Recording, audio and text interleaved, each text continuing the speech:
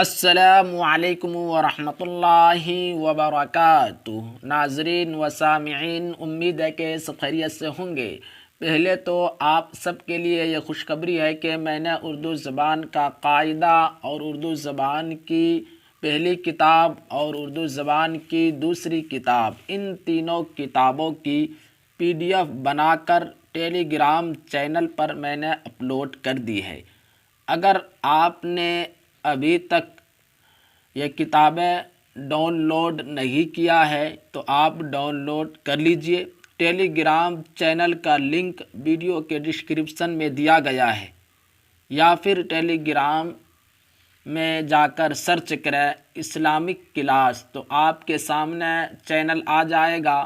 وہاں پر ان تینوں کتابوں کی PDF آپ کو مل جائے گی، تو پھر آپ کو اسلامک بک اسٹور سے کتابیں خریدنے کی ضرورت نہیں پڑے گی۔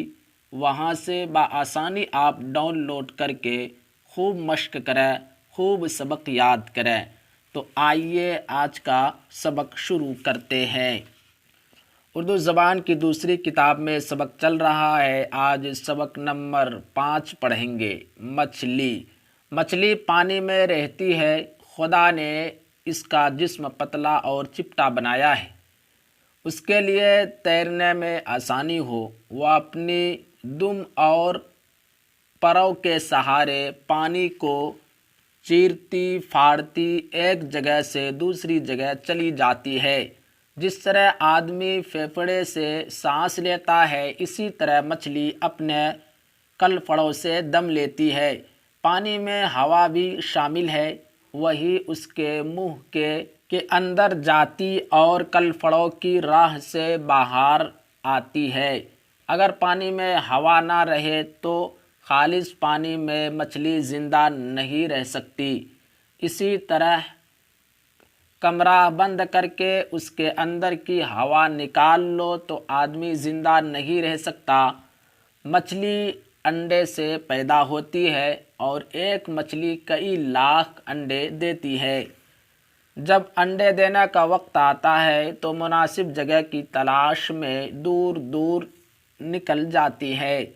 وہ ریتی یا کنکروں میں انڈے دیتی ہے۔ وہ اور جانوروں کی طرح آپ انڈے نہیں سیتی، بلکہ آفتاب کی حرارت سے بچے پیدا ہوتے ہیں۔ مچھلی کا بچہ انڈے سے نکلتے ہی اپنی غذا آپ تلاش کرتا ہے۔ وہ نہیں جانتا کہ اس کے ماں باپ کون ہے۔ سکھانے سمجھانے کا محتاج نہیں، اپنے آپ تیرنے لگتا ہے، اور جو کام بڑی مچھلی کرتی ہے وہی چھوٹا سا بچہ کرتا ہے۔ سچ ہے، مچھلی کی جائیں کن طرح۔ یہاں پر بھی کچھ الفاظ دیے گئے ہیں، ان الفاظ کے معنی کو یاد کریں۔ جسم کے معنی بدن کے آتے ہیں، شامل کے معنی ملا ہوا، دم کے معنی سانس، حرارت کے معنی گرمی کے آتے ہیں، خالص جس میں ملاوٹ نہ ہو، غذا کے معنی خوراک، مناسب کے معنی ٹھیک، محتاج کے معنی ضرورت مند۔ جسم کے معنی بدن، شامل معنی ملا ہوا، دم معنی سانس، حرارت معنی گرمی، خالص کے معنی جس میں ملاوٹ نہ ہو، غذا کے معنی خوراک، مناسب کے معنی ٹھیک کے آتے ہیں، محتاج کے معنی ضرورت مند۔ سبق نمبر 6 بھی دیکھ لیتے ہیں۔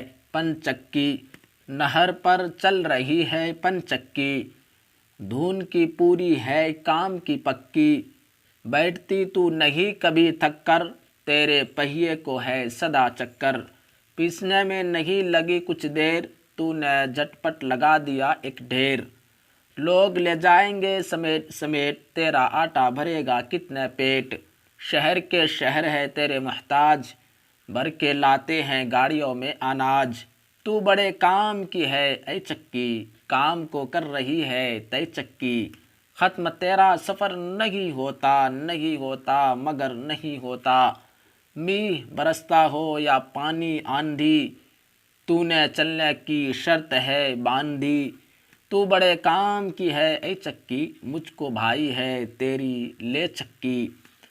علم سیکھو سبق پڑھو بچوں اور آگے چلو بڑھو بچوں، کھیلنے کودنے کا مطلو نام، کام جب تک کہ ہو نہ جائے تمام، جب نبڑ جائے کام تب ہے مزہ، کھیلنے کھانے اور سونے کا، دل سے محنت کرو خوشی کے ساتھ، نہ کہ اکتا کے خاموشی کے ساتھ، دیکھ لو چل رہی ہے پنچکی، دھن کی پوری ہے کام کی پکی، دیکھ لو چل رہی ہے پنچکی، دھن کی پوری ہے کام کی پکی۔